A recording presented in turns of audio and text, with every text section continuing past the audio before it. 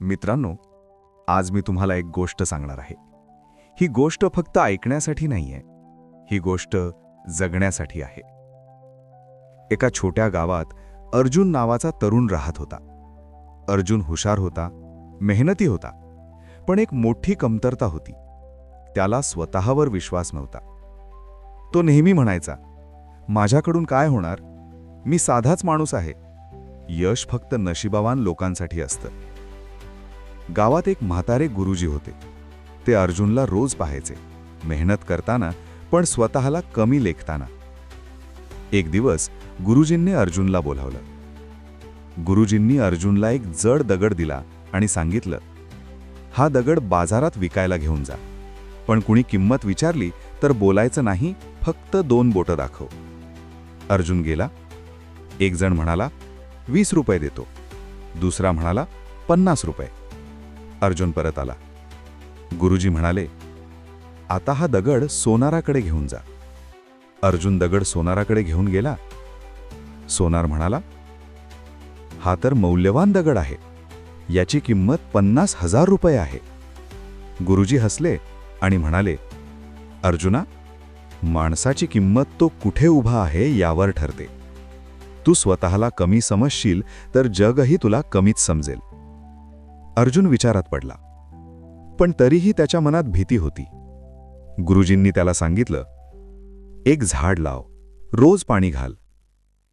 अर्जुन रोज पाणी घालत होता. आठवडा गेला, महिना गेला, झाड उगवलेच नाही. अर्जुन निराश झाला. गुरुजी म्हणाले, बीज जमिनीत फुटायला वेळ लागतो. यशाचं बीजही तसंच असतं. मित्रांनो, अपयश म्हणजे नकार नाही, अपयश म्हणजे तयारी चालू आहे. एक दिवस गुरुजींनी अर्जुनला एक घड्याळ दिलं. म्हणाले, हे तुटलेलं आहे, पण तरीही सांभाळ. अर्जुन म्हणाला, हे तर निरुपयोगी आहे. गुरुजी शांतपणे म्हणाले, वेळ थांबत नाही, पण आपण तिला तुटक घड्याळासारखा वागवतो. आज जे करता येईल ते उद्यावर ढकलणं हा सगळ्यात मोठा अपराध आहे. एके दिवशी गावात दुष्काळ पडला. सगळे घाबरले. अर्जुनला मात्र आठवला गुरुजींचा आवाज. संकट विचार बदलायला शिकवतं. तो विहिरी खोदण्याचं काम शिकला. लोकांना पाणी मिळालं. अर्जुनला काम मिळालं. त्याचा आत्मविश्वास वाढला. जेव्हा परिस्थिती बदलत नाही, तेव्हा आपण बदलायचं असतं.